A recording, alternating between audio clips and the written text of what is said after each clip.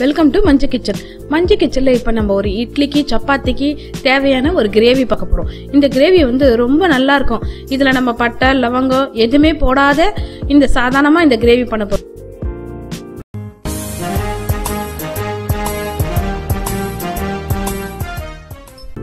இப்ப பாருங்க, நான் ஒரு சின்னதா ஒரு காலிஃபிளவர் இந்த மாதிரி கட் பண்ணி வச்சிருக்கேன்.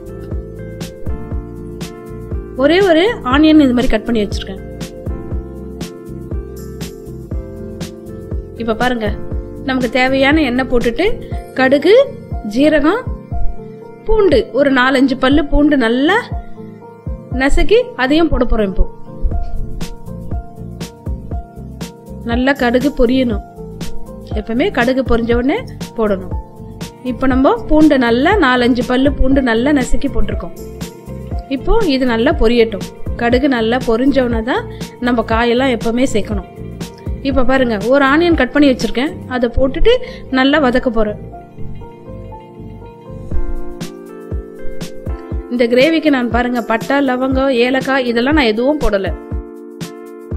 எப்ப பார்த்தாலும் நம்ம பைசேவா சாப்பிடுவோம். இது சாதாரணமா இருக்கும், ரொம்ப நல்லா இருக்கும் இட்லிக்கும் சப்பாத்திக்கும்.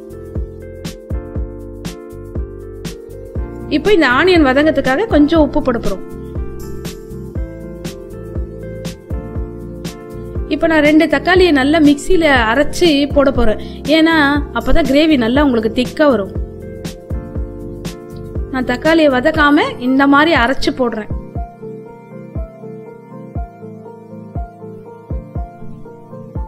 இப்படி போறதுனால நமக்கு கிரேவி நல்லா திக்னஸ் வரும்.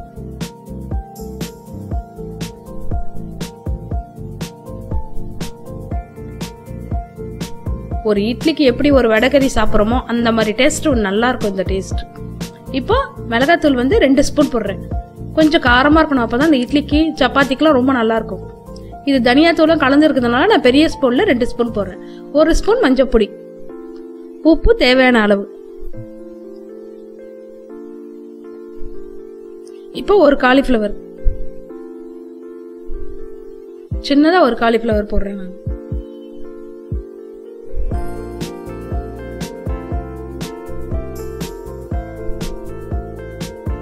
இப்ப நான் என்ன செய்றேன், ஒரு உருளைக்கிழங்கு நல்லா தோல் சீவி அதையும் கட் பண்ணி எடுத்துக்கிறேன்.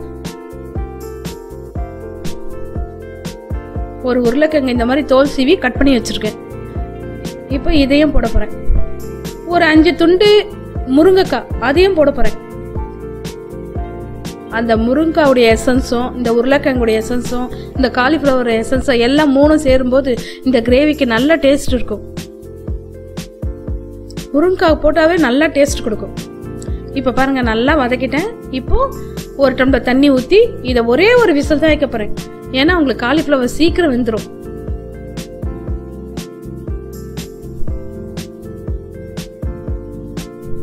இத பாருங்க, இந்த மாதிரி கலந்து விட்டுட்டு நம்ம குக்கரை மூடி ஒரே ஒரு விசில் வைக்க போறோம். முருங்கைக்காய் கூட சீக்கிரம் வெந்துடும்.